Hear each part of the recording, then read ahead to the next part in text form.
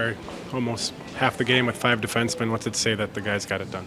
Yeah, it's we'd like to break that string of losing a defenseman early, but they battled and didn't think our forwards helped us too much in the second period. I think we made a lot more work for ourselves and for the D, and Craig was very good when he needed to be to keep, a shift in momentum. We were able to prevent a shift in momentum against a team that played very hard, and we know it's very capable. Early word on Matthias positive, it would seem.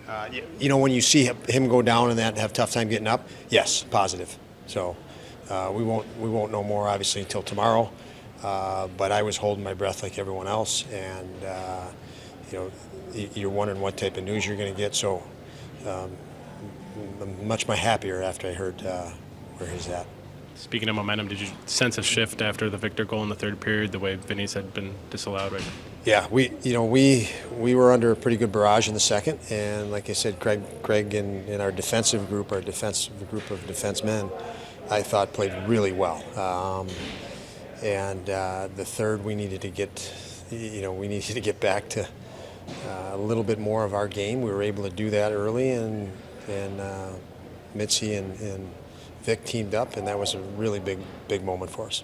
What has really worked putting Tuck back on that top line? Those guys just seem to pick up where they left off last season. Yeah, I think timing. I didn't want to put those guys together early and have the lingering of last year and potential frustration. And I should say we talked about that a lot, Kevin and I and the coaching staff, and we wanted to see a mix of different people and personnel, and a lot of times you have situations where guys think it just takes over where it left off last year. So I think it's important that everybody got in better condition, and then once that happened, it made it a lot easier to do that. You said Rasmus Dahlin will never surprise you. How about goals in 5 straight? No, I told you he'll never surprise me.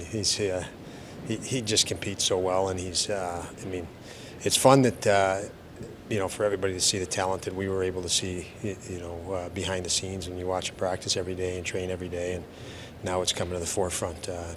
It's fun to watch. What have you seen from Casey Middlestad that's really allowed him to make an impact the way that he has? Determination to make an impact. He's a very competitive guy. Now he has a lot more experience to go with that competitiveness and drive. I mean, they go hand in hand, drive and determination. And when you're surrounding him with a little bit more experience now as our players age and gain experience, it helps quite a bit. You talked about the second period and then coming back in the third. What does it say about this group and where they're at? They were able to regroup like that in the intermission against a team that was pretty desperate and have that type of start. Yeah, as I mentioned, I felt there were moments we were fortunate. We were lucky. Luck is something you need. Here and there. Fortune, I think, is, when I say fortune, I mean they worked hard. Our guys worked hard. Even moments we didn't work smart, and like I said, we were under a barrage at times. And I thought the Canucks came at us pretty good, and Andy held the fort. I think we've got some real good leadership in Gergensen's and Okposo and Dahlin that kind of settled things down for us going into the third, and we were able to obviously turn it at that moment. And you mentioned Anderson. Obviously, your goaltending from both stoppers has been very strong so far this season. What does that do for your team's confidence? It's everything. I mean, those two guys. Comrie's been excellent on this trip. We all know it, and Andy. They're guys that you want to play harder in front of, and you work harder for them. And then, like I said, they're both very experienced goaltenders. So.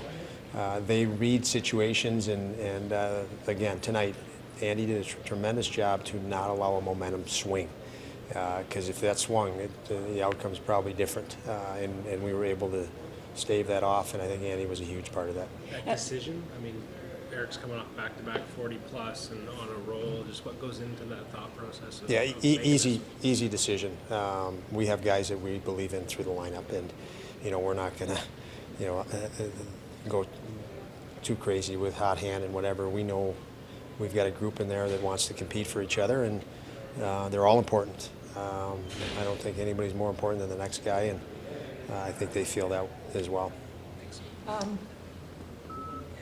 one more game on the West Coast here. But Oposo said, as far as he can remember, he's never swept this 3 games in Western Canada. Oh, geez, before. Oki, I don't know why he didn't mention that, but no, yeah, I don't know what you want me to say on that. I mean, it's one more game, so I know we'll approach it that way. The next game is always our approach. Unfortunately, you can't think too far past it, and you really can't, enjoy this one too long, knowing you got to start preparing for the next one. It's just the way the league is, and that's what we'll do.